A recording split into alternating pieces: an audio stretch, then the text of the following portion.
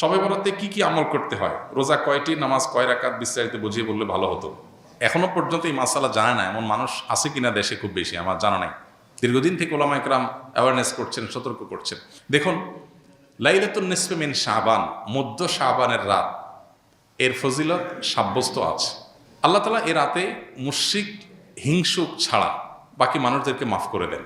এবং এ রাতের ফজিলত সংশ্লিষ্ট আরো অনেকগুলো হাদিস আছে যেগুলো জয়ীফ সূত্রে বর্ণিত, কিন্তু এই একটা হাদিস গ্রহণযোগ্য সূত্রে বর্ণিত হওয়ার কারণে অন্য যেগুলো আছে সবগুলোর একসাথ করলে মোটা দাগে লাইলাতুন নিসফে শাবান বা মধ্য শাবানের রাত, এটার নাম আমরা শবে বরাত দেই। আসল নামটা, হাদিস দেওয়ার নাম কোনটা?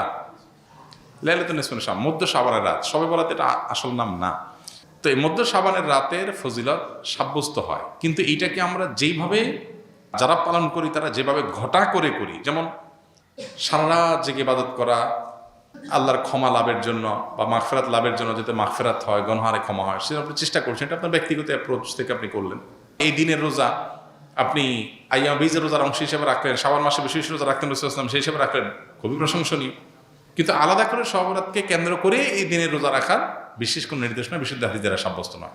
এর বাইরে এই রাতকে শবে বরাত ভাগ্যের রাত মনে করা। বরাত মানে ভাগ্য, আর বরাতের আরেকটা অর্থ হলো মুক্তি। মুক্তির অর্থে ঠিক আছে শবে বরাত, আল্লাহ মানুষকে মুক্ত করেন, কিন্তু ভাগ্যের অর্থে ঠিক নেই। সূরা দুখানের শুরুতে আল্লাহ বলেছেন, ফিহা ইউফরাকু কুল্লু আমরিন হাকিম ইন্না আনজালনাহু ফি লাইলাতিন মুবারাকাহ ইন্না কুন্না মুনজিরিন। আল্লাহ বলেছেন, কোরআন আমি একটি বরকতময় রাতে নাজিল করেছি। কোন রাত সেটা? ওই যে ইন্না আনজালনাহু ফি লাইলাতিল কদর। আরেক জায়গায় আল্লাহ বলেছেন, কোরআন একাত আর একাতের ব্যাখ্যা করে আল্লাহ বলেছেন, ফিহা ইউফরাকু কুল্লু আমরিন হাকিম। যে রাতে কোরআন নাজিল হয়েছে সে আয়াতে, সে রাতে গুরুত্বপূর্ণ সব বিষয় ধার্য করা হয়। তার মানে লাইলাতুল কদরে গুরুত্বপূর্ণ বিষয়গুলো ধার্য করা হয়। অতএব সব রাতে ভাগ্য নির্ধারণ করা হয়, এটি বিশুদ্ধ মত না। তবে এ রাতের বিশেষ কোন নামাজ, বিশেষ নামাজের সংখ্যা, বিশেষ সূরা, এরকম কোনো কিছু সাব্যস্ত না। এরকম কিছু সাব্যস্ত আছে মনে করলে বরং বিদআত হবে, যে এত রাকাত পড়তে হবে, এই সূরা দিয়ে পড়তে হবে। আল্লাহর মাগফিরাত লাভের জন্য আপনি যদি চেষ্টা করেন সেটা প্রশংসনীয়, সেটা ভিন্ন বিষয়। প্রত্যেক রাতেই তো আপনি আল্লাহর মাগফিরাতের জন্য চেষ্টা করা কর্তব্য বা করা উচিত। আল্লাহ তাআলা প্রতি রাতেই ভোর রাতে মানুষকে ডেকে ডেকে ক্ষমা আহ্বান করেন। এই জন্য শবে বরাতকে ঘিরে রাতের বিশেষ নামাজ, বিশেষ পদ্ধতির নামাজ নাই।